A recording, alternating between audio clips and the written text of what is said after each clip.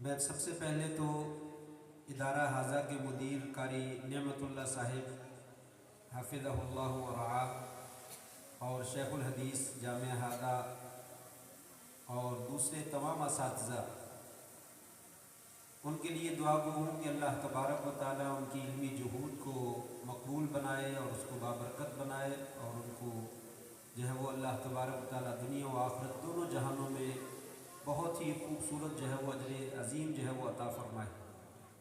جنہوں نے بچوں کی تعلیم و تربیت کے لیے یہ گلشن سجایا ہے اور ماشاءاللہ آج جو ہے وہ فاضل علماء جو ہے وہ تیار ہو کر ادارہ حاضہ سے نکل کر انشاءاللہ دنیا میں اللہ تبارک و تعالیٰ کے نور کو پھیلانے کا جو ہے وہ کام کریں گے۔ اور اسی طریقے سے ادارہ حاضہ کی انتظامیہ کا بھی شکر گزار بھی ہوں اور ان کے لیے دعا گو بھی ہوں جنہوں نے خوب جو ہے وہ وقت دیا، پیسہ لگایا، محنت کی ہے اور ان بچوں کی تعلیم و تربیت میں جو ہے وہ حصہ ڈالا ہے۔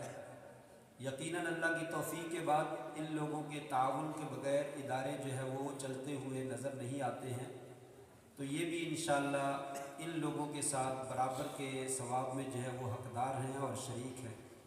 اللہ تبارک و تعالیٰ ان کے مال و دولت میں بھی اور ان کی اولادوں میں اور ان کی دین و دنیا سب چیزوں میں برکت نصیب فرمائے۔ نہایت عزت کے لائق سامعین محترم، امام بخاری رحمہ اللہ رحمتاً واسعہ بہت ہی عظیم الشان شخصیت ہیں، بہت بڑی شخصیت ہیں جن کی میں کیا تعریف کر سکتا ہوں کہ اس اساتذہ جو ہیں، جو اساتین علم و فن تھے، ان لوگوں نے بھی امام صاحب کی تعریف جو ہے وہ بہت خوبصورت جو ہے وہ بیان کی ہے۔ امام بخاری رحمہ اللہ کے ایک استاذ ہیں محمد بن بشار رحمہ اللہ، غالباً 200 کے قریب امام صاحب نے ان سے روایتیں لی، 200 کے قریب روایات جو ہے وہ اپنی صحیح میں ان سے نقل کر کے بیان کی ہیں۔ وہ بیان فرماتے ہیں افقہ خلق اللہ فی زماننا، امام بخاری رحمہ اللہ ہمارے زمانے میں اللہ کی مخلوق میں سے اگر کوئی سب سے بڑا فقیہ ہے اور سب سے بڑا کوئی عالم ہے اور سب سے بڑا کوئی متبحر فی العلم ہے تو وہ امام بخاری رحمہ اللہ ہے۔ اور محمد بن سلام بیکندی رحمہ اللہ، یہ بھی امام بخاری رحمہ اللہ کے استاذ ہیں اور امام مالک رحمہ اللہ اور امام عبداللہ بن مبارک رحمہ اللہ ان کے شاگرد ہیں۔ وہ فرماتے ہیں کلما دخل علی هذا الفتى تحیرت ولا ازال خائفا منه، جب بھی کبھی یہ نوجوان لڑکا جو ہے میری مجلس میں آتا ہے تو میں حیران رہ جاتا ہوں اور میں ہمیشہ خائف رہتا ہوں کہیں جو ہے وہ میری کوئی غلطی نہ پکڑی جائے۔ یہ ان کے بہت بڑے استاذ ہیں، وہ یہ جملے جو ہے وہ ارشاد فرما رہے ہیں۔ اور امام علی بن المدینی رحمہ اللہ جو علل کے بھی استاذ ہیں اور امیر المومنین فی الحدیث ان کا بھی لقب ہے،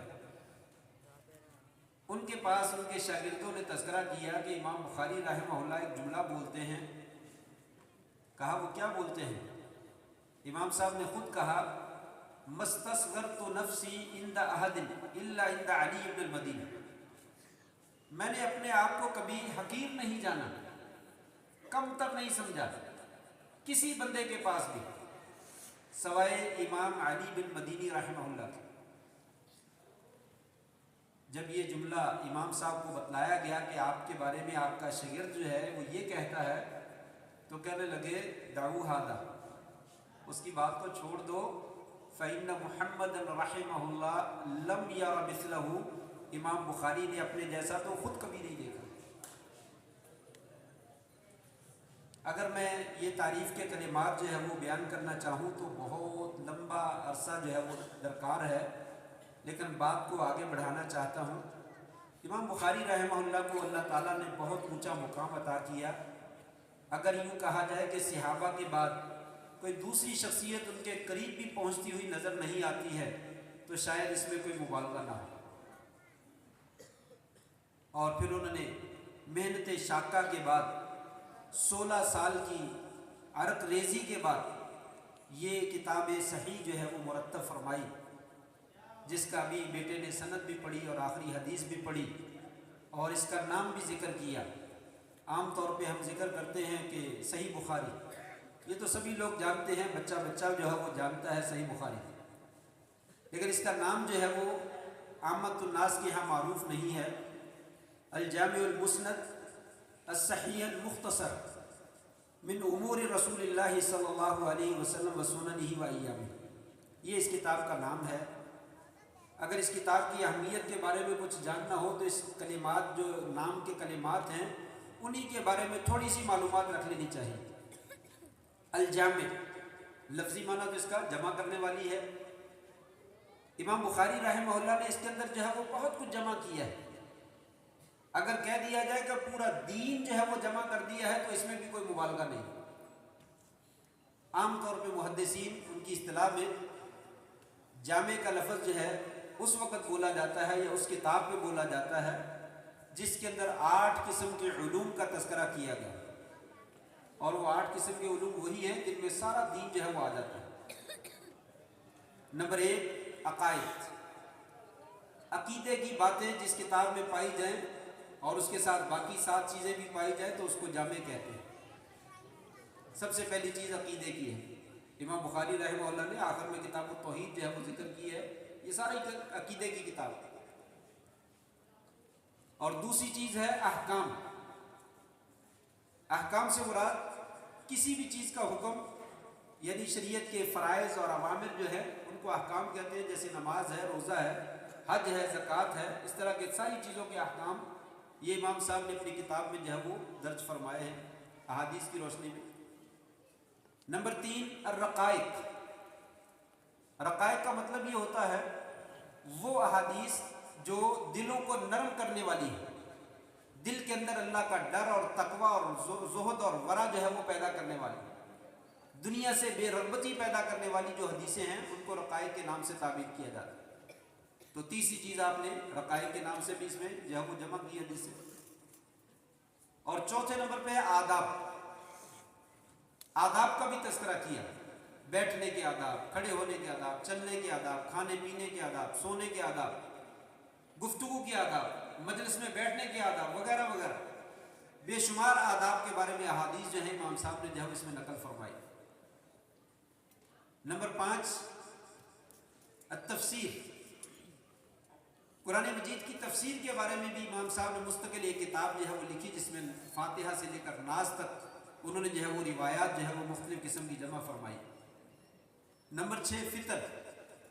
فتنوں کے بارے میں کہ کون کون سے فتنے پہلے ہوئے اور کون کون سے فتنے ان کے زمانے میں ہو رہے ہیں اور کون سے فتنے آئندہ زمانوں میں آنے والے ہیں، ان کا احادیث کی روشنی میں خوب جو ہے وہ تذکرہ کیا ہے۔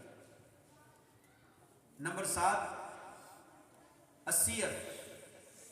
سیرت کے بارے میں آپ صلی اللہ علیہ وسلم کی سیرت، ولادت سے لے کر وفات تک اور اس کے درمیان ہونے پیش آنے والے واقعات، وہ سارے کے سارے سیر کے تحت آ جاتے ہیں۔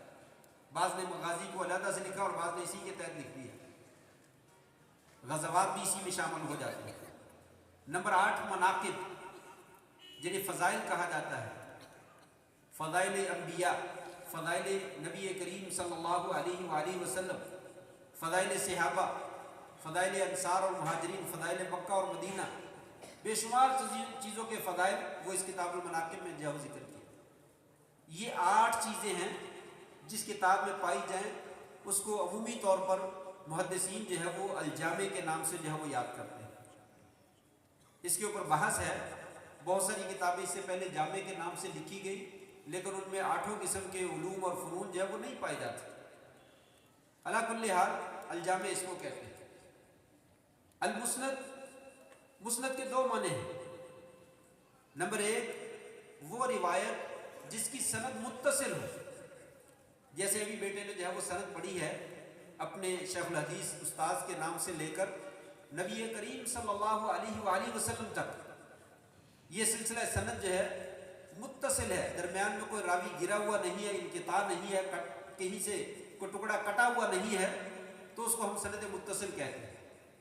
تو یہ سند متصل ہے، اس کو بھی حدیث کو مسند کہا جاتا ہے جس کی سند متصل ہے۔ اور دوسرا معنی جو ہے وہ متصل کا ہے، یہ سند مسند کا وہ روایت جو نبی کریم صلی اللہ علیہ وسلم کی طرف منسوب ہے، مرفوع روایت، اسے بھی مسند کہتے ہیں۔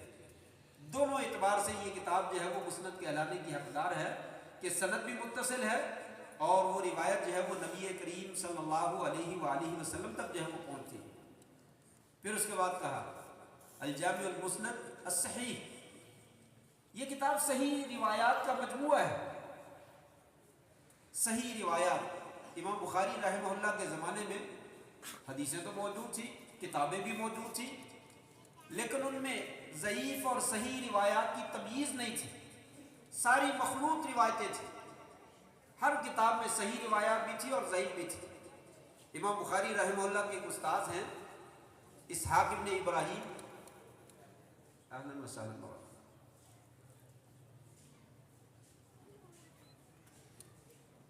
امام بخاری رحمہ اللہ کے استاذ ہیں اسحاق ابن ابراہیم الحنظلی، انہیں راہوی بھی کہا جاتا ہے۔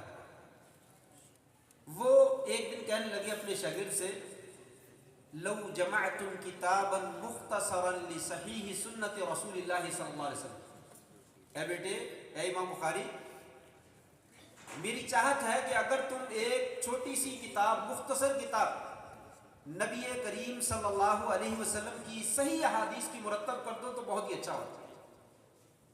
امام صاحب کہنے لگے اس دن سے میرے دل میں خیال پیدا ہوا کہ ضرور یہ کام جو ہے وہ کرنا چاہیے۔ اور ایک غالباً محمد بن فارس نامی محدث ہیں، وہ کہتے ہیں مجھے خواب آیا، بلکہ امام بخاری رحمہ اللہ کو خواب آیا تو انہوں نے یہ خواب کسی تعبیر کرنے والے اس کو بیان کیا اور اس کی تعبیر پوچھی۔ خواب کیا تھا کہ نبی کریم صلی اللہ علیہ وسلم آرام فرما رہے ہیں اور امام بخاری فرماتے ہیں میرے ہاتھ میں جو ہے وہ پنکھا ہے، میں پنکھا جھیل رہا ہوں اور آپ سے مکھیوں کو اڑا رہا ہوں۔ تو میں نے تعبیر کرنے والے سے پوچھا تو انہوں نے بتلایا کہ آپ نبی کریم صلی اللہ علیہ وسلم کی احادیث کا دفاع کریں گے، ان کی حفاظت کریں گے، اور جو غلط حدیثیں آپ کی طرف منسوب کی گئی ہیں ان کا کلا کما کریں گے۔ چنانچہ اس خواب کی بنا پر بھی ان کے دل میں یہ بات جو ہے وہ جگہ پکڑ گئی کہ ایک ایسی کتاب لکھنی چاہیے جو صحیح احادیث پر مشتمل ہو۔ چنانچہ امام صاحب نے اس کو صحیح ترین روایات کا جو ہے وہ نچوڑ جو ہے وہ جمع کر کے اس کتاب کے اندر جو ہے وہ جمع کر دیا، جس کو مرتب کرنے کے بعد وقت کے بہت بڑے امام احمد رحمہ اللہ، امام علی بن المدینی رحمہ اللہ اور امام یحییٰ بن معین رحمہ اللہ، ان کے سامنے اس کتاب کو پیش کیا۔ یہ تینوں ائمہ ثلاثہ نے مدحوہ وقبلوہ، اس کتاب کی خوب تعریف کی اور اس کو قبول کیا اور کہا تم نے بہت خوبصورت کام کیا اور واقعی صحیح حدیث کا ذخیرہ جو ہے وہ جمع کر دیا۔ بعض مورخین نے لکھا ہے کہ 4 حدیثیں ہیں جن کے اوپر ان تینوں ائمہ نے کچھ کلام کیا۔ امام ابو جعفر العقیلی رحمہ اللہ وہ ذکر کرتے ہیں میرا خیال ہے کہ ان 4 حدیثوں کے بارے میں بھی امام بخاری رحمہ اللہ کا جو موقف ہے وہ ائمہ ثلاثہ کے موقف سے جو ہے وہ زیادہ قوی ہے اور زیادہ عمدہ ہے، اور وہی بات صحیح ہے جو امام بخاری رحمہ اللہ نے ذکر کی۔ تو گویا کہ اس حدیث کو وقت کے تینوں ائمہ نے قبول کیا کہ یہ صحیح روایات کا مجموعہ ہے، بلکہ اس کی صحیح کے بارے میں تو ائمہ حدیث نے بہت کچھ کہا ہے۔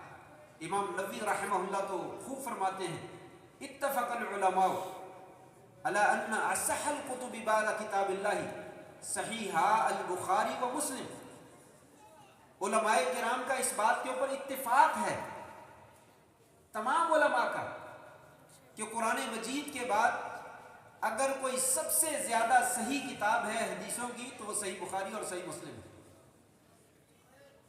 وَأَنَّ صحیح البخاری اصحُهُمَا، ان دونوں میں سے جو بخاری اور مسلم ہیں ان دونوں میں سے سب سے زیادہ صحیح کتاب صحیح بخاری ہے۔ وَأَكْثَرُهَا فَوَائِدًا، اور فائدوں کے اعتبار سے بہت زیادہ اس کے اندر جو ہے وہ فائدے ہیں جو مسلم میں نہیں پائے جاتے۔ اور امام الحرمین عبد الملک بن عبداللہ الجوینی رحمہ اللہ اور ابو نصر الوائلی السجزی رحمہ اللہ، ان دونوں بزرگوں نے اپنا اپنا کلام نقل کیا ہے اور کہا ہے اگر کوئی بندہ یہ کہے کہ صحیح بخاری کے اندر کوئی ضعیف روایت ہے تو میری بیوی کو طلاق. دونوں بزرگوں نے نقل کیا ہے کہ اہل علم کا اتفاق ہے اس کی بیوی کو طلاق نہیں ہوگی اس وجہ سے کہ صحیح بخاری میں کوئی روایت سے ضعیف نہیں. تمام روایات جو ہے وہ صحیح اور اس کی صحت کے اوپر پوری امت کا جو ہے وہ اتفاق ہے. تو یہ ہے صحیح کا معنی کہ جو وہ روایت جو نبی کریم صلی اللہ علیہ وسلم کے پاس سند متصل سے پہنچتی ہو اور اس میں کوئی راوی ضعیف بھی نہ ہو. تو یہ صحیح ترین روایات کا مجموعہ امام بخاری رحمہ اللہ نے اس کتاب کے اندر جو ہے وہ نقل کر دیا. اس کے بعد آتا ہے المختصر. یہ کتاب مختصر بھی ہے, دیکھنے کو تو بہت بڑی ہے, لیکن امام بخاری رحمہ اللہ بیان فرماتے ہیں 16 سال کی محنت کے بعد 6 لاکھ احادیث میں سے میں نے 7563 ایک روایت کے مطابق یہ روایتیں میں نے جمع کی ہیں. اور اس میں بھی تکرار والی روایتیں ہیں. اگر تکرار والی بھی نکال دی جائے تو بعض علماء کے نزدیک 4000 اور بعض علماء کے نزدیک 2500 یا 2600 2500 حدیثیں صرف باقی رہ جاتی ہیں. یہ مختصر روایات کا جو ہے وہ مجموعہ ہے, صرف 2500. باقی روایتیں بار بار آئی ہیں, اس وجہ سے وہ 7563 بن جاتی ہیں. یہ کہا مختصر روایت میں نے جمع کی, مختصر کتاب بنائی الجامع المسند الصحیح المختصر من امور رسول اللہ صلی اللہ علیہ وسلم وسننہ و ایامہ. امور رسول اللہ 3 لفظ ہیں, وسننہ و ایامہ. بعض اہل علم کا کہنا ہے کہ یہ مترادف کلمات ہیں. امور کا معنی آپ کے اقوال, افعال, آپ کی تقریرات اور آپ کے جو ہے وہ صفات خلقیہ اور صفات خلقیہ, آپ کی زندگی میں پیش آنے والے تمام واقعات یہ امور کے اندر شامل ہیں. اور سنن اور ایام جو ہے اس کی تاکید ہے اور اس کا بھی یہی معنی ہے. اور بعض نے جو ہے وہ امور سے مراد جو ہے وہ آپ کے احکام اور آپ کے اوامر جو ہے وہ مراد لیے ہیں, فرائض جو ہے وہ مراد لیے ہیں, اور سنن سے سنتیں مراد لی ہیں, اور ایام سے جو ہے وہ غزوات مراد لی ہیں. تو یہ کتاب جو ہے وہ ان تمام چیزوں کے اوپر مشتمل ہے. یہ مختصر سا نام کا میں نے خاکہ سا پیش کیا ہے, وگرنہ اس کی تفصیل جو ہے وہ بہت زیادہ لمبی چوڑی بیان کی جا سکتی ہے. اس کتاب کی اہمیت اس بات سے واضح ہوتی ہے کہ ایک امام ہیں جن کا نام ہے ابو زید المروزی رحمہ اللہ. وہ اپنا واقعہ خود بیان کرتے ہیں کہ میں کنت نائما فی الحقیم او عند الحجر, میں حجر اسود کے قریب میں وہاں پہ سویا ہوا تھا. میں نے خواب میں دیکھا نبی کریم صلی اللہ علیہ وسلم کی میری زیارت ہوئی. مجھے کہنے لگے ابو زید, میں نے کہا جی یا رسول اللہ, الا متى تدرس کتاب الشافعی رحمہ اللہ, مجھے یہ تو بتاؤ تم کب تک امام شافعی رحمہ اللہ کی کتابیں پڑھاتے رہو گے. الا تدرس کتابی, تم میری کتاب نہیں پڑھاؤ گے. میں نے بڑے تعجب سے کہا یا رسول اللہ آپ کی کون سی کتاب ہے؟ کہا کتابی الجامع الصحیح البخاری. امام بخاری رحمہ اللہ نے جو صحیح الجامع جو مرتب کیا وہ میری کتاب ہی ہے, تم یہ کتاب نہیں پڑھو گے. یہ تو انہوں نے خواب بیان کیا ہے, لیکن آپ دیکھتے ہیں کہ امام بخاری رحمہ اللہ نے یہ کتاب جو ہے اپنے وقت میں 90,000 شاگردوں کو جو ہے وہ پڑھائی ہے. جامع حاضرہ تو ماشاءاللہ 6 علماء افاضل ہیں, انہوں نے ماشاءاللہ پڑھی ہے. اور پچھلے سالوں کو بلا لیا جائے 15, 20, 25, 30, 40, 50, 100 ہو جائیں گے. اگر 10, 15, 20, 25, 30 سالوں میں لگا لیجیے 100, 150 طلبہ ہو جائیں گے جنہوں نے بخاری پڑھی ہوگی. تو کہا امام بخاری رحمہ اللہ نے اپنی 62 سالہ 60 سالہ زندگی میں جو ہے وہ تقریباً 90,000 طلبہ کو صحیح بخاری کا جو ہے وہ درس دیا. اور اس وقت سے آج تک یہ ہنوز سلسلہ چلا آ رہا ہے اور قیامت تک چلتا رہے گا. سینکڑوں نہیں, ہزاروں نہیں, لاکھوں کروڑوں افراد جو ہے وہ صحیح بخاری جو ہے وہ پڑھ چکے ہیں. اگر یوں کہا جائے کہ قرآن مجید کے بعد اس کائنات کے اندر اگر سب سے زیادہ پڑھی جانے والی کوئی کتاب ہے تو یہ صحیح بخاری ہے, تو اس میں بھی اللہ کے فضل سے کوئی مبالغہ نہیں, سب سے زیادہ پڑھی جانے والی کتاب.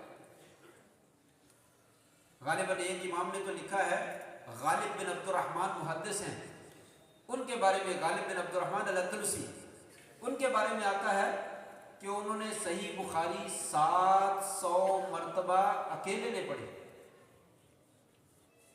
یہ اتنی عظیم الشان کتاب ہے، اس کے فضائل اور مناقب کی طرف چلے جائیں تو بہت بات جو ہے وہ لمبی چلی جائے گی. آئیے ہم جو ہے وہ اپنی بات کا آغاز کرتے ہیں. امام بخاری رحمہ اللہ نے جو ہے وہ باب باندھا ہے کتاب التوحید میں. سب سے پہلے باب قول اللہ تعالی، یہ آخر میں، وَنَضَعُ الْمَوَازِينَ الْقِسْطَ لِيَوْمِ الْقِيَامَةِ وَأَنَّ أَعْمَالَ بَنِي آدَمَ وَقَوْلَهُ يُوزَنُ. اگر کتاب کے آغاز کو دیکھا جائے تو شروع میں امام صاحب نے بدل وحی سے آغاز کیا ہے اور باب باندھا ہے باب قول اللہ سبحانہ و تعالی اِنَّا أَوْحَيْنَا إِلَيْكَ كَمَا أَوْحَيْنَا إِلَى نُوحٍ وَالنَّبِيِّينَ مِن بَعْدِهِ. اس میں بہت ساری باتیں ہیں لیکن 3 بڑی پوائنٹ کی باتیں ہیں اور ان سے ایمان تازہ ہوتا ہے اور علمی معلومات میں اضافہ ہوتا ہے اور ایمان اور یقین جو ہے وہ پختہ ہوتا ہے. اس کی طرف میں اشارہ کرنا چاہوں گا. پہلی بات تو امام صاحب نے کہا میں نے بدل وحی سے آغاز کیا اور کتاب التوحید پہ اختتام کیا. احباب گرامی ذرا غور سے سنیے.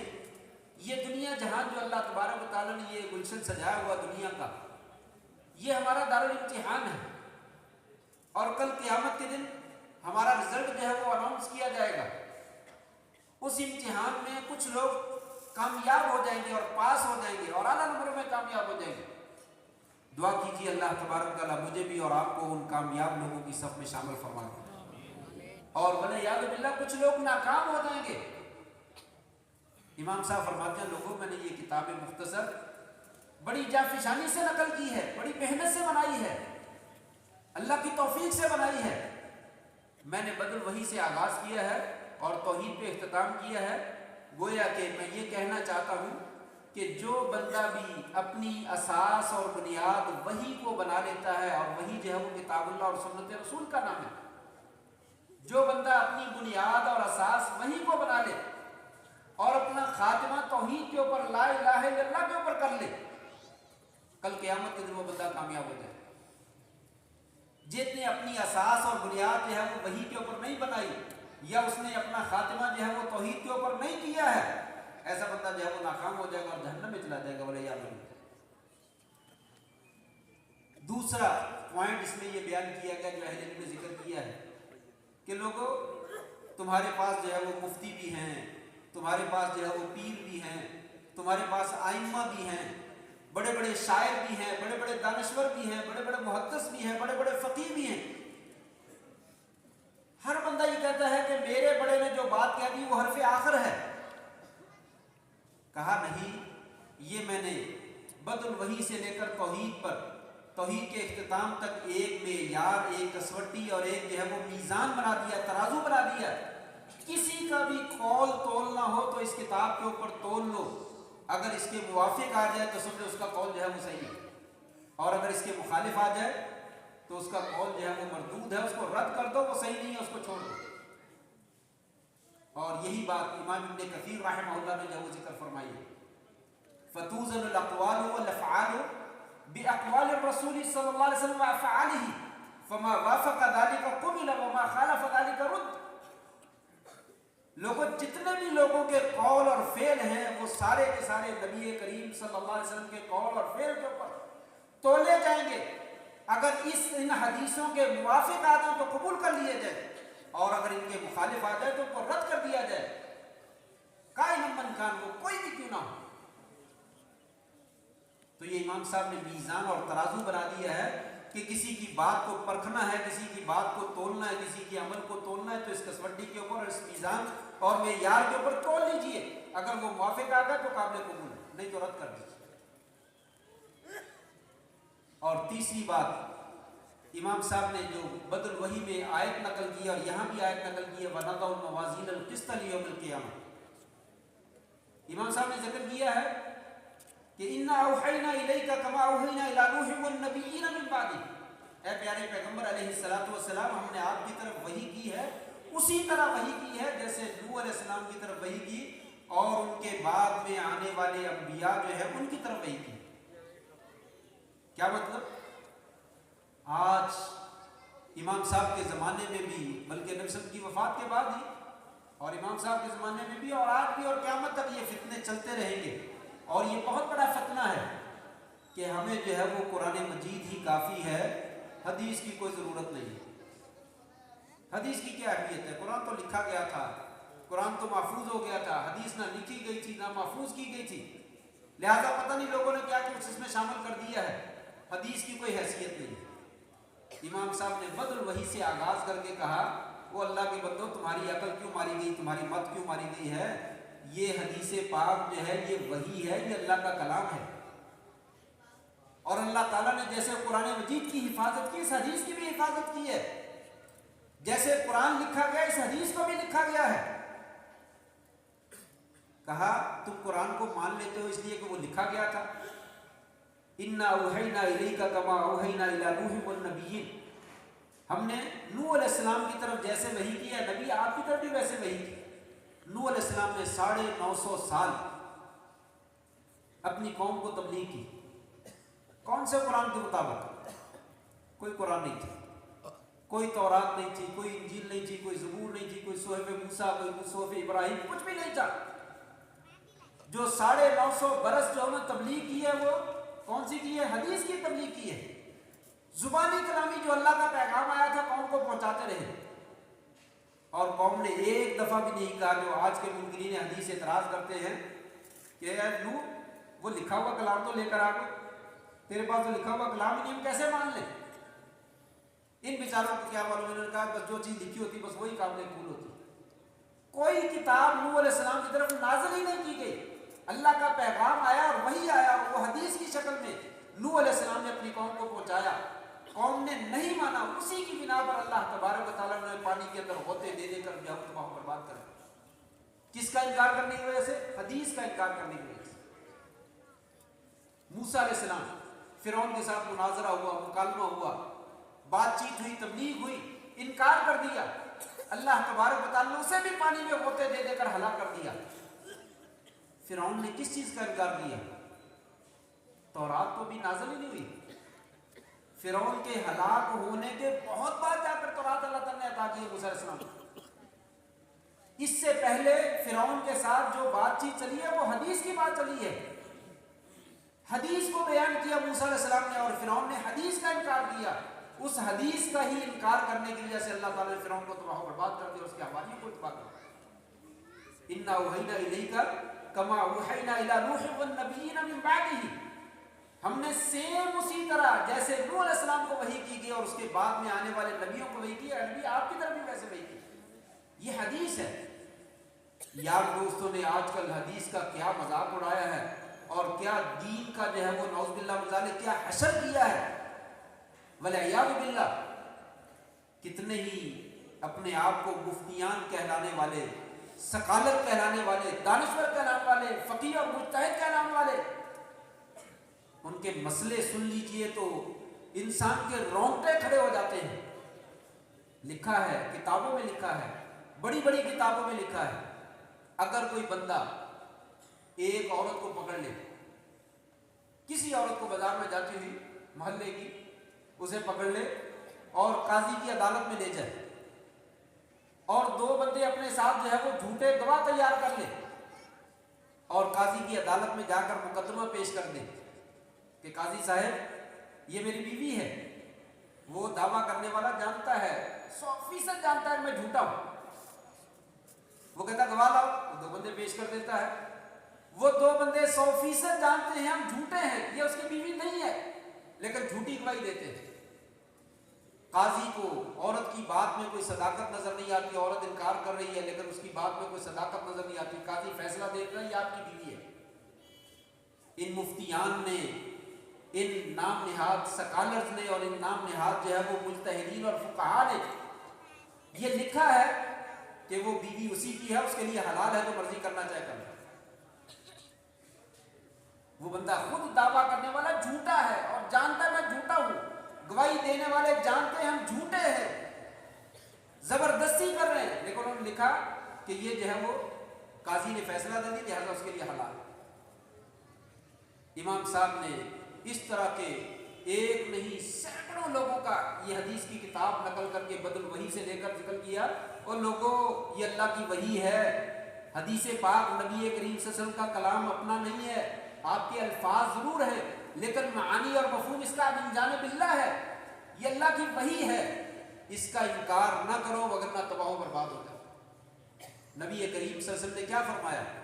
انکم لتختصمون الی وان بعضکم ان یکون الہن بحجتہ من بعض فاقضی له علی نحو ما اسمع فمن قضیت له من حق اخیہ شیئا فلا یاخذہ فانما اقطع له قطعة من النار او کما قال علیہ الصلوۃ والسلام۔ آپ نے فرمایا وہ قاضی اس کے فیصلے پہ ماننے والے اور قاضی کے فیصلے کو جائز کرانے والے مفتیان، محمد رسول اللہ صلی اللہ علیہ وسلم کا فیصلہ جو قاضی اور قضات ہے ان کا تو سن لو۔ آپ فرماتے تو میرے پاس لڑائی جھگڑا لے کر آتے ہو، ایک مدعی اپنی زبان کا بڑا چاتر اور تیز اور چلاک ہوتا ہے، وہ دعویٰ کرتا ہے مجھے سمجھ میں آتی ہے یہ بندہ سچا ہے، میں اس کے حق میں فیصلہ کر دیتا ہوں، مجھے نہیں معلوم وہ سچا ہے یا جھوٹا ہے، میں سچا سمجھتا ہوں لیکن اس کو معلوم ہے کہ وہ جھوٹا ہے۔ فرمایا میرے فیصلے کے مطابق وہ اپنی چیز جو ہے وہ وصول نہ کرے، اس کا حقدار نہیں ہے، اگر وہ لے لیتا ہے وہ یاد رکھ لے میں نے اسے جہنم کی آگ کا ٹکڑا جو ہے وہ کاٹ کر دے دیا، لینا چاہتا تو لے لے۔ نبی کریم صلی اللہ علیہ وسلم یہ ہمارے بخاری کے اندر کہ وہ اس کے لیے حلال ہے ہی نہیں، لیکن یار دوستوں نے کہہ دیا وہ حلال ہے، جو مرضی کرنا چاہتا ہے کر۔ امام صاحب نے بدر الوحی کے ساتھ آغاز کر کے کہا یہ حدیث اللہ کا کلام ہے، رسول اللہ صلی اللہ علیہ وسلم کا بھی کلام ہے اور یہ شریعت ہے، اس کی مخالفت کرنے والا دنیا جہان میں کبھی کامیاب نہیں ہو سکتا۔ اور پھر آخر میں امام صاحب نے جو ہے وہ کتاب توحید کا عنوان جو ہے وہ شروع کیا ہے، اور اس میں جو ہے وہ اہل علم نے ذکر کیا کہ توحید کے اندر جو ہے وہ تقریباً 58 عناوین ہیں، 58 میں سے تقریباً 46 عناوین ایسے ہیں جن میں امام صاحب نے ایک آیت یا دو آیتوں پہ اور عنوان بنایا ہے۔ عنوان مؤلف کا اپنا ہوتا ہے، حدیث نیچے نقل کر دی اور اوپر عنوان خود تحریر کر دیا، جیسے انما الاعمال بالنیات، ہم لوگ حدیث کے اوپر عنوان رکھ سکتے ہیں نیت کا مقام، نیت کی حیثیت، نیت کی ضرورت، کوئی بھی عنوان بنا لے، یہ مؤلف کا اپنا عنوان ہوتا ہے۔ قربان جائیے امام بخاری رحمہ اللہ اپنی صحیح بخاری میں بے شمار جگہوں پہ عنوان جو ہے قرآن مجید کی آیت کو بناتے ہیں، نیچے حدیث ہے اوپر آیت لکھی ہے، کیوں؟ اس کا مقصد اور مدعا جو ہے وہ یہ ہے کہ بہت سارے لوگ حدیث کا انکار کرتے ہیں، ساری حدیثوں کا، اور کچھ ایسے ہیں جو حدیثیں مانتے تو ہیں لیکن خبر واحد ہوتی ہے اس کا انکار کرتے ہیں۔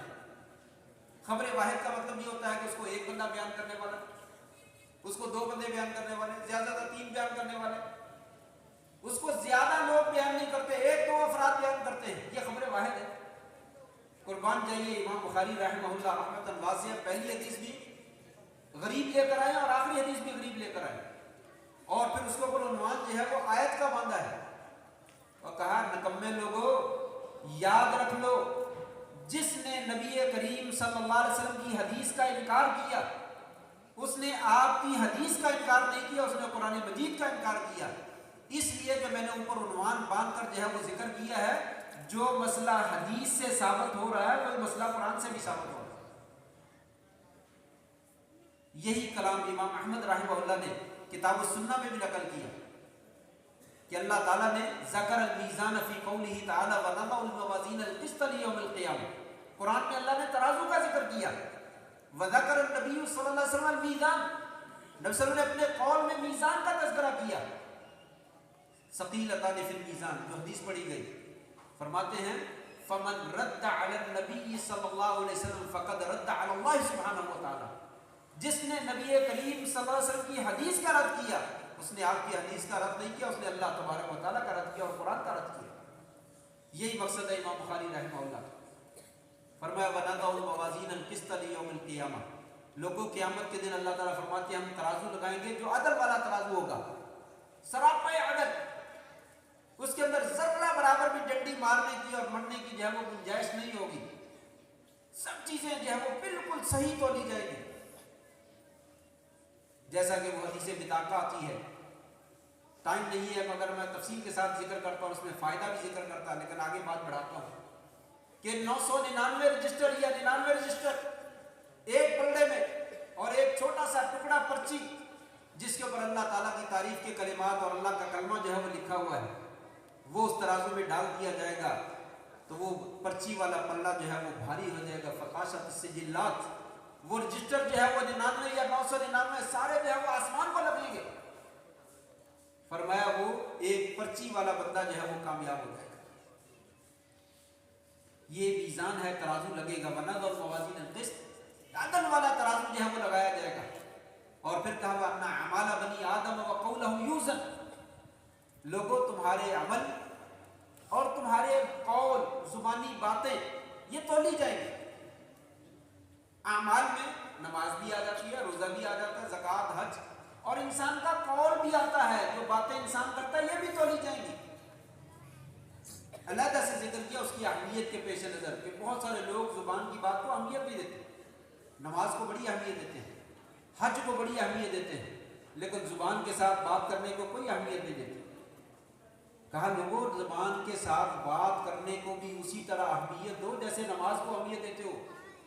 تمہارے ایک قول کی وجہ سے تمہارے لیے جنت کا فیصلہ ہو جانا ہے، تمہارے ایک بول کی وجہ سے تمہارے لیے والعیاذ باللہ جہنم کا فیصلہ ہو جانا ہے۔ حضرت معاذ نے نہیں کہا تھا یا رسول اللہ ہم جو باتیں کرتے ہیں اس کا مواخذہ ہوگا؟ ہم گپیں لگاتے ہیں، تو میں کرتے ہیں، الزام تراشیاں کرتے ہیں، غیبتیں کرتے ہیں، ہم جو بھی باتیں کرتے ہیں کیا اس کا مواخذہ ہوگا؟ آپ نے کیا کہا تھا؟ ثقلت قومک یا معاذ، اے معاذ تیری ماں تجھے گم پائے۔ هل يكب الناس في النار على وجوههم او على مناخرهم الا حصائد السنتهم، تمہیں معلوم ہے کتنے ہی لوگوں کو چہروں کے بل یا نتنوں کے بل گھسیٹ کر جہنم پھینک دیا جائے گا، ان کے زبان کی کاٹ کی وجہ سے، زبان کے بول کی وجہ سے، زبان کے الفاظ کی وجہ سے۔ تو کہا لوگوں زبان کو بھی اہمیت ہو، اس کو تولا جانا ہے۔ آپ نے فرمایا تھا کون ہے مجھے دو چیزوں کی ضمانت دے دے میں اسے جنت کی ضمانت دیتا ہوں، ایک زبان کی ضمانت دے دے اور ایک اپنے صدر کی ضمانت دے دے، اگر وہ اس کو صحیح استعمال کر لیتا ہے میں اسے جنت کی ضمانت دیتا ہوں۔ لوگوں یہ بول تولا جائے گا بالکل اسی طرح جیسے نماز تولی جائے گی، جیسے حج تولا جائے گا۔ اسی وجہ سے امام صاحب نے علیحدہ سے ذکر کیا وَأَنَّ أَعْمَالَ بَنِي آدَمَ وَقَوْلَهُمْ يُوزَنُ، لوگوں تمہارے عمل بھی تولا جانے، تمہارے بول بھی تولا جانے۔ ایک حدیث میں آتا ہے إِنَّ الْعَبْدَ لَيَتَكَلَّمُ بِالْكَلِمَةِ مِنْ رِضْوَانِ اللَّهِ لَا يُلْقِي لَهَا بَالًا، انسان اللہ تعالیٰ کی رضامندی کا ایک بول بولتا ہے، اس کے نزدیک کوئی اہمیت نہیں، وہ نہیں جانتا یہ کتنا وزنی ہے، لیکن بس بول دیا، خیر کا کلمہ ہے، بول دیا۔ فرمایا اللہ تبارک و تعالیٰ یرفع اللہ بہا درجات، اللہ تبارک و تعالیٰ اس کے لیے جنت میں اس کے ذریعے سے درجے بلند کرتے چلے جاتے ہیں، درجے بلند ہی کرتے چلے جاتے ہیں، اس کو بلندیاں عطا کرتے چلے جاتے ہیں۔ اور وَإِنَّ الْعَبْدَ لَيَتَكَلَّمُ بِالْكَلِمَةِ مِنْ سَخَطِ اللَّهِ، ایک بندہ انسان اللہ کی ناراضگی کا جملہ بولتا ہے، ایک بول لا يلقي لها بالا، اس کو کوئی اہمیت ہی نہیں دیتا، کہتا کون سا پھر کیا وہ لگڑے، وہ لولے، وہ کانے، مذاق میں انسان بول دیتا ہے اور کسی کی بےعزتی کر دیتا ہے، اور فلانے بیٹھ جا تیری کیا حیثیت ہے، اس کو انسان ہی نہیں سمجھتا، لیکن وہ سمجھتا میرا تو روزمرہ کا معاملہ ہے، یہ کون سا میں نے کوئی جملہ بولا۔ کہا اللہ کی ناراضگی کا کلمہ ہے، اللہ تبارک تعالیٰ یہوی بہا فی نار جہنم، اس کو جہنم کی گہرائیوں میں ایک جملے کی وجہ سے گراتا چلا جاتا ہے۔ اس وجہ سے امام صاحب نے حدیث کے اوپر عنوان قائم کیا، بڑے فقہ البخاری فی تراجم ہی، وقت بہت تھوڑا تھا میں نے اس لیے بات میں ساری شامل کر دی۔ امام بخاری رحمہ اللہ کی دانش ساری کی ساری ان کے عناوین کے اندر ہے، کیسے چھوٹی سی حدیث اور اس کے اوپر کتنا بڑا عنوان جو ہے وہ قائم کر دیا۔ لوگوں تمہاری باتیں تولی جائیں گی، اپنی بات کی حفاظت کرو، اپنی زبان کی حفاظت کرو۔ حضرت عائشہ نے کہا تھا یا رسول اللہ صفیہ کی بات کرتے ہیں، ام المومنین رضی اللہ تعالیٰ عنہا وارضاہ، صفیہ تو بس اتنے کافی ہے، ان کے چھوٹے قد کی طرف اشارہ کیا، صفیہ کی بات نہ کیا کرو یا رسول اللہ وہ تو چھوٹے قد کی ہے۔ آپ نے فرمایا ایسا لقد قلت کلمۃ لو مزجت بماء البحر لمزجته، عائشہ تو نے کیا کہہ دیا، یہ جملہ جو تو نے بولا ہے، یہ بول جو تو نے بولا ہے، اگر دریا کے میٹھے پانی میں ڈال دیے جائے وہ کڑوا ہو جائے۔ عائشہ کا بڑا اونچا مقام تھا، بہت زیادہ محبوبی بھی تھی، لیکن جملہ غلط بولا ہے میرے نبی نے اس کا تردید کر دی، ایسا یہ جملہ نہیں بولنا، یہ غلط ہے۔ جملے جو ہے وہ تولے جانے ہیں، وَأَنَّ أَعْمَالَ بَنِي آدَمَ وَقَوْلَهُمْ يُوزَنُ۔ آگے جو ہے وہ بات کو میں مختصر کرتا ہوں، وقت جو ہے وہ ختم ہو رہا ہے، 5 منٹ تقریباً میرے باقی ہیں جو مجھے وقت دیا گیا ہے، تو حدیث کی طرف آ جاتا ہوں، باب کا ترجمہ باقی چھوڑ دیتا ہوں۔ کلمتانی حبیبتانی للرحمن ثقیلتان فی المیزان خفیفتان علی اللسان ثقیلتان فی المیزان سبحان اللہ وبحمدہ سبحان اللہ العظیم۔ اس حدیث کے اندر ترجمہ سادہ سا میں بیان کر دوں تاکہ بات جہاں پہ ختم کرنی پڑے ختم ہو جائے، حدیث کا ترجمہ تو ہو جائے۔ 2 کلمے، رحمان کو اللہ تبارک و تعالیٰ کو بڑے پیارے ہیں، بڑے محبوب ہیں، بڑے خوبصورت لگتے ہیں، زبان کے اوپر بڑے ہلکے ہیں، میزان کے اندر ترازو کے اندر بہت بھاری ہیں، اور وہ 2 کلمے ہیں سبحان اللہ وبحمدہ سبحان اللہ العظیم۔ اے اللہ تو پاک ہے، تمام تعریفیں تیری ہیں، اللہ تو پاک ہے اور ساری عظمتیں اور ساری بڑائیاں اور کبرائیاں ساری تیرے واسطے ہیں۔ یہ حدیث جو ہے وہ امام صاحب نے جو ہے وہ نقل فرمائی ہے۔ اس حدیث میں ایک مناسبت تو یہی ہے کہ امام صاحب نے آخر میں کہا یہ میں نے کام کیا ہے، صحیح بخاری لکھی ہے، 16 سال کی مجلس میں، ہم بھی بیٹھے ہوئے، یہ مجلس ہے، گھنٹہ 2 گھنٹے کی مجلس چلے گی، 3 گھنٹے چلے گی تو ختم ہو جائے گی۔ امام صاحب نے اس کتاب کو جمع کرنے میں 16 برس جو ہے وہ صرف کیے، کہا یہ میری مجلس ختم ہو گئی ہے، آخر میں جو ہے وہ مجلس کا کفارہ جو ہے وہ ادا کرنا چاہیے، سبحانک اللہم وبحمدک اشہد ان لا الہ الا انت استغفرک واتوب الیک۔ اس حدیث کی طرف اشارہ کیا جو ترمذی میں موجود ہے، وہ حدیث امام صاحب کی شرط کے مطابق نہیں ہے، اس لیے اس کو نقل نہیں کیا، سبحان اللہ وبحمدہ سبحان اللہ العظیم ذکر کر کے اس حدیث کی طرف اشارہ کر دیا کہ عمل کرنے کے اعتبار سے حدیث صحیح ہے، عمل کر لیں، لیکن میری شرط کے مطابق نہیں آتی، اس لیے میں نے کتاب میں نقل نہیں کی، میں نے یہ نقل کر کہ اللہ کی تعریف کے کلمات کہو، مجلس میں بیٹھے ہوئے جو غلطیاں اور گناہ ہو جاتے ہیں اللہ معاف کر دیتے ہیں۔ یہ کفارہ مجلس کی دعا پڑھ لی جائے تو مجلس میں جو خطا سرزد ہو جاتی ہے، جو کمی اور کوتاہی ہو جاتی ہے، اللہ اسے معاف کر دیتے ہیں۔ میں بھی یہی کہتا ہوں، امام صاحب نے سبحان اللہ وبحمدہ سبحان اللہ العظیم جو ہے پڑھ کر بتا دیا کہ میں نے بھی یہ کلمات، ایک تو یہ اشارہ ہے، دوسرا یہ اشارہ کیا ہے کہ یہ ترجمہ بڑا خوبصورت ہے ان کلمات کا، اور یہ میزان میں بڑے بھاری ہیں۔ کتنے بھاری ہیں؟ ایک اور حدیث میں آتا ہے الطہور شطر الایمان والحمدللہ تملأ المیزان، لوگوں صرف اور صرف الحمدللہ کہنا جو ہے وہ میزان کو بھر دیتا ہے، ترازو کو بھر دیتا ہے۔ کون سا ترازو؟ جو قیامت کے دن لگایا جائے گا، کتنا بڑا ہوگا؟ اگر 7 آسمان اور 7 زمینیں اس میں ڈال دی جائے تو وہ کبھی بھرے نہیں، لیکن ایک دفعہ الحمدللہ کہنا جو ہے اس ترازو کو بھر ڈالے گا اور اس کا پلڑا جو ہے وہ بھاری کر دے گا۔ کہا ثقیلتان فی المیزان، لوگوں یہ ترازو میں بڑے بھاری ہیں، اپنی زبان سے اس طرح کی ادھر ادھر کی باتیں نہ کیا کرو، ان کا مواخذہ ہونا ہے، سبحان اللہ وبحمدہ سبحان اللہ العظیم پڑھا کرو، تمہارا ترازو بھاری ہو جائے گا، تمہیں نجات مل جائے گی۔ اور اس معنی کی طرف بھی اشارہ کیا، سبحان اللہ وبحمدہ سبحان اللہ العظیم، کہ اللہ تو پاک ہے۔ کیا مطلب؟ جو بڑی نقطے کی بات بتلائی ہے اس کلیم کے اندر امام صاحب نے اور اشارہ کیا ہے، وہ میرے لیے اور آپ کے لیے بہت ہی باعث عبرت ہے اور باعث نصیحت ہے۔ فرمایا یا اللہ یہ میں نے کام کیا ہے، صحیح بخاری یہ 7563 حدیثیں 6 لاکھ حدیث کے مجموعے سے مرتب کی ہیں، 16 برس میرے لگے ہیں، بڑی محنت کی ہے، ایک ایک بندے کے پاس گیا اچھان پھٹک کر کے، بڑی نگرانی کر کے، بڑی تحقیق کر کے، غسل کر کے، وضو کر کے، 2 رکعت استخارہ نماز پڑھ کے، دعا مانگ کر، جس حدیث کا مجھے یقین ہوا پھر وہ درج کی ہے۔ یا اللہ یہ میرا کام ہے، بشر کا کام ہے، انسان کا کام ہے جو غلطیوں سے مبرہ نہیں ہے، سبحان اللہ وبحمدہ، یا اللہ تو ہی غلطیوں سے مبرہ ہے، تیرے اندر کوئی عیب نہیں، میرے اندر عیب ہی عیب پائے جاتا ہے۔ یا اللہ یہ اتنا بڑا کام کر دیا، یہ کام انسان کا ہے، اس میں خطائیں موجود ہیں، اللہ تیرے کاموں میں کوئی خطا موجود نہیں ہے، تو ہر طرح کے عیب سے، تو ہر طرح کے نقص سے پاک ہے۔ وبحمدہ، یا اللہ ہر طرح کی تعریف اور بڑائی اور کبریائی جو ہے وہ ساری تیرے لیے۔ کیوں؟ کیونکہ ہر طرح کا کمال تیرے پاس ہے، میرے پاس کوئی کمال نہیں، میں نے یہ کتاب لکھی ہے، کوئی کمال کا کام نہیں کیا، میں نے کوئی کمال کا کام نہیں، میرے جیسا آپ جیسا بندہ ہوتا تو ضرور کرتا، میں نے بخاری لکھی ہے، لوگوں سنو دیکھو آ جاؤ سیلفیاں بناؤ میرے ساتھ کھڑے ہو کر، میری تصویریں تو بنا لو، آج کتاب کا درشن کروا رہا ہوں، یہ کتاب میں نے لکھی ہے، لوگوں تمہیں پتہ چل جائے میں نے کتنا بڑا کام کیا ہے۔ امام صاحب فرماتے ہیں وَبِحَمْدِهِ، یا اللہ میرے اندر کوئی کمال نہیں، یہ اگر کام ہوا ہے تو سارے کا سارا تیری توفیق سے ہوا ہے، میری اس کے اندر کچھ بھی نہیں ہے، اللہ تو توفیق نہ دیتا تو میں کہاں سے کر لیتا، تیری توفیق جو ہے وہ شامل حال ہوئی ہے تو میں نے کر دیا ہے، اگر تیری توفیق شامل حال نہ ہوتی تو میں کبھی نہ کر سکتا۔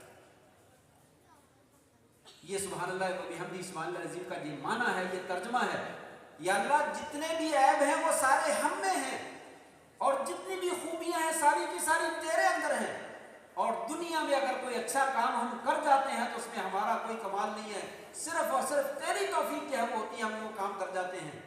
یا اللہ اپنے دربار میں اپنی توفیق سے کیا ہوا کام جو ہے وہ قبول فرما لے۔ یہ سبق دیا ہے طلباء کو بھی، مجھ جیسے طالب علم کو بھی، اور آپ حضرات کو بھی، لوگوں کبھی اپنی ذات پہ فخر نہ کرنا، تکبر نہ کرنا، غرور نہ کرنا، عاجزی اور مسکینی کا اظہار کرنا، اور ہمیشہ اللہ تعالیٰ سے توفیق کا سوال کرنا، اور جو کام ہو جائے تو اللہ کی توفیق کی طرف اس کو جو ہے وہ منسوب کر دینا، یا اللہ تو نے کروایا ہے، ہمارا کوئی بس نہیں چلتا، ہم کچھ نہیں کر سکتے۔ آج میری اور آپ کی جو ہے وہ خواہش یہ ہوتی ہے کہ بینر مسجد کے اوپر، ادارے کے اوپر میرے نام کا لگ جائے، جب میرا نام لگا ہوا ہے تو سارے غلط کام وہ ٹھیک ہو رہے ہیں، اور اگر کسی نے مجھے سیٹ سے اتار دیا ہے اور اپنا نام لگا دیا تو جتنے صحیح کام ہو رہے ہیں میں نے کہا سارے غلط ہو گئے، دیکھا نا میں کر رہا تھا بالکل ٹھیک ہو رہے تھے، یہ جب سے بندہ ساری مسجد ہی خراب کر، سارا ادارہ ہی تباہ کر۔ ہماری خواہش جو ہے وہ یہ ہے کہ اس طریقے سے اللہ تعالیٰ کے ہاں اعمال جو ہے وہ قبولیت نہیں حاصل کرتے، اور میزان میں ان کا وزن نہیں بنتا ہے، میزان میں وزن تبھی بنتا ہے جب کہے یا اللہ میرے اندر کوئی ہمت نہیں، تو ہی کرنے والا۔ یہ سیم وہی کلمہ ہے جو اذان ہوتی ہے مسجد میں بیٹھ کر انسان جواب دیتا ہے، اذان ہو جاتی مسجد میں اور سننے والا مسجد میں سن رہا ہے، اور مؤذن کا حی علی الصلاۃ حی علی الفلاح، لوگوں آؤ دوڑو کامیابی کی طرف، نماز کی طرف دوڑو، اور آگے سے سننے والا کیا جواب دیتا ہے؟ لا حول ولا قوت الا باللہ، لا حول ولا قوت الا باللہ۔ یا اللہ مسجد میں بیٹھ کر اذان سن رہا ہوں، اذان کا جواب دے رہا ہوں، نماز کی تیاری کے لیے بیٹھا ہوا ہوں، اللہ اس نماز کی بھی اگر تو نے توفیق نہ دی تو میں نماز جو ہے وہ ادا نہیں کر سکوں، اللہ تیری توفیق سے یہ نماز پڑھ سکوں گا، اگر تو نے توفیق دے دی تو پڑھ لوں گا، نہ توفیق شامل آ گئی تو میں نماز نہیں پڑھ سکوں۔ یہ امام صاحب نے جب بیان کیا۔ بہرحال وقت جو ہے وہ میرا ختم ہو گیا ہے، اور باتیں تو بہت ساری باتیں، میں نے کہا تھا کہ یہ تو حق ادا نہیں ہوتا ہے کہ کوئی بھی آدمی اس کے اوپر جو ہے وہ 1 گھنٹے میں گفتگو کرے اور امام صاحب کی تعریف کا ہی حق ادا کرتے، وہ بھی نہیں ہو سکتا، امام صاحب کی کتاب کا اور پھر آگے رسول اللہ صلی اللہ علیہ وسلم کے کلام کا جو ہے وہ حق ادا کرنا، یہ تو کسی کے بس کا روگ ہی نہیں ہے۔ پھر اللہ تبارک و تعالیٰ کی تعریف کے کلمات، اس کی شان و شوکت اور اس کی عظمت بیان کی جائے، یہ بھی بہت بڑی بات ہے۔ بہرحال اپنے طلبہ سے 2-3 باتیں میں ضرور عرض کرنا چاہوں گا اشارے کے نائب میں، مگر میں اس کی تفصیل ذکر کرتا تو بڑی عمدہ باتیں ہوتی۔ ایک تو یہ ہے کہ امام بخاری رحمہ اللہ کو اللہ تبارک و تعالیٰ نے بہت اونچا مقام عطا کیا، بہت اونچا مقام عطا کیا، جس کا میں نے تھوڑا سا تذکرہ کیا۔ وہ کیوں ملا؟ یہ کس کو ملتا ہے؟ نمبر 1، اللہ تعالیٰ کی توفیق کے ساتھ، اللہ جسے چاہتا ہے دیتا ہے، جس کو نہیں چاہتا نہیں دیتا۔ اس لیے یہ فضل اور یہ شرف لینا ہے تو اللہ سے مانگیے، اللہ ہی دینے والا ہے، کوئی دنیا کی طاقت دوسری جو ہے انسان کو عطا نہیں کرتی۔ والذین جاہدوا فینا لنہدینہم سبلنا، آؤ ہماری طرف دوڑو، ہم جو ہے وہ تمہیں راہ راست دکھاتے ہیں۔ تو اللہ سے توفیق مانگا کرے، جب بھی آپ جو ہے وہ بڑے بننا چاہتے ہیں، جب بھی کوئی کام کرنا چاہتے ہیں تو اللہ سے توفیق مانگا۔ نمبر 2، اخلاص کے ساتھ، اخلاص کے ساتھ امام صاحب نے یہ کام کیا، اور جس کا تھوڑا سا نمونہ میں نے آخری حدیث کی روشنی میں نقل کیا ہے کہ سب کچھ اللہ کی رضا کے لیے، اگر اللہ کی رضا کے لیے کام کیا تو اللہ تبارک و تعالیٰ وَيُؤْثِرُونَ عَلَىٰ أَنفُسِهِمْ وَلَوْ كَانَ بِهِمْ خَصَاصَةٌ، سیلفیوں کا محتاج نہیں ہے شہرت دینے کے لیے، اس نے دیا بند کر دیا جو جل رہا تھا، اور رات کی تاریکی میں مہمان کو سیر ہو کر کھانا کھلا دیا، اللہ تبارک و تعالیٰ نے پوری دنیا میں مشہور کر دیا، یہ میرا بندہ ہے جس نے کام کیا۔ سیلفیوں کا محتاج نہیں ہے، ہمیں سیلفیوں کی ضرورت نہیں ہے، شہرت کی ضرورت نہیں ہے. شہرت اللہ دینے والا ہے جس وقت آپ اپنے کام میں اخلاص پیدا کریں. نمبر 3، یہ علم نافع، کتاب و سنت کا علم ہے، اس کے ساتھ منسلک ہوں گے تو عزتیں ملتی ہیں دنیا میں بھی اور آخرت میں بھی. دنیا کے علم کے ساتھ منسلک ہونے سے رفتیں اور بلندیاں نہیں ملتی. ریاضی کے ماہر بن جائیے، میتھمیٹکس کے ماہر بن جائیے، معاشیات کے ماہر بن جائیے، وہ تو ایک فن ہے پیسے کمانے کا. ٹھیک ہے، ضرورت ہے دنیا میں کما لیجئے، حاصل کر لیجئے، کوئی مسئلہ نہیں ہے. لیکن اگر کوئی علم انسان کو دنیا و آخرت کی بلندیاں عطا کرتا ہے تو کتاب و سنت کا علم. یہ مدرسے کی صفوں میں بیٹھ کر حاصل کیا جانے والا علم ہے، اس کو سیکھیے، اس کے ساتھ اپنا تعلق جوڑیے، پھر دیکھیے اللہ تبارک و تعالیٰ جو ہے وہ کیسے بلندیاں عطا فرماتا ہے. اور اسی طریقے سے والدین کے لیے گزارش ہے کہ والدین اپنے بچوں کو حلال کمائی کھلائیں، پھر بچے جو ہے وہ نیک بنتے ہیں. امام بخاری رحمہ اللہ کے والد نے کہا تھا کہ میں نے اپنا مال چھوڑا ہے، مجھے ایک درہم بھی اس میں حرام کا نظر نہیں آتا، بلکہ اس میں شبہ کا بھی نظر نہیں آتا. حرام تو بہت دور کی بات ہے، شبہ کا بھی نہیں ہے. جب اپنی اولاد کو حلال کھلایا جائے تو اللہ تبارک و تعالیٰ اس میں ہیرے اور اس میں امام بخاری رحمہ اللہ جو ہے وہ پیدا فرماتا ہے. جب پرواہ کوئی نہیں ہے کہ جو مرضی آئے، جو مرضی جہاں سے مرضی کھا لے تو کھاتا رہے. تو بہرحال چوتھی اور آخری بات میں ذکر کرتا ہوں، باتیں تو بہت ساری ہیں. والدہ کی مدد اور والدہ کی کوشش بچوں کو پروان چڑھانے میں بہت مدد دیتی ہے. ماؤں کو اپنی اولاد کے لیے دعائیں کرنی چاہیے. امام بخاری رحمہ اللہ کی والدہ نے رو رو کر دعائیں مانگی، اللہ تبارک و تعالیٰ نے بغیر علاج کے بینائی گئی ہوئی وہ واپس فرما دی، صرف ماں کے رونے کی وجہ سے اور تڑپنے کی وجہ سے اور دل لگا کر اللہ تعالیٰ سے دعا مانگنے کی وجہ سے.